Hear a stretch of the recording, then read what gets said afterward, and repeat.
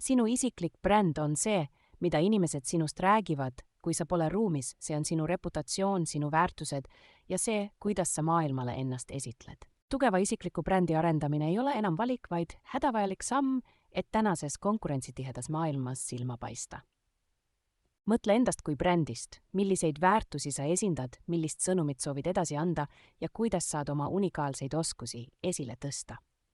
Sotsiaalmeedial on võtmeroll sinu isikliku brändi kujundamisel.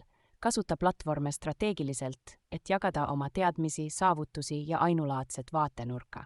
Investeeri kvaliteetsesse visuaalsesse identiteeti, professionaalsed fotod, järjepidev disainikeel ja läbimõeldud presentatsioonid aitavad sul jätta püsiva mulje.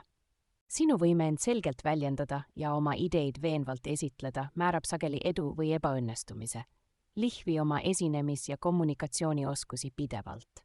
Isikliku brändi arendamine nõuab pühendumist ja järjepidevust. See on maraton, mitte sprint, kuid tulemused tasuvad end pikemas perspektiivis kuhjaga ära. Ehita oma võrgustikku teadlikult, ümbritse end inimestega, kes inspireerivad, toetavad ja väljakutseid esitavad, sest sinu võrgustik peegeldab ja mõjutab sinu brändi.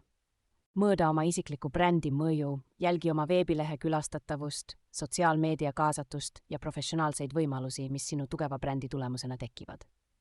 Tugev isiklik bränd avab uksi, loob võimalusi ja laseb sul oma valdkonnas tõeliselt särada. Alusta täna, ole autentne ja järjepidev ning tulemused ei jää tulemata.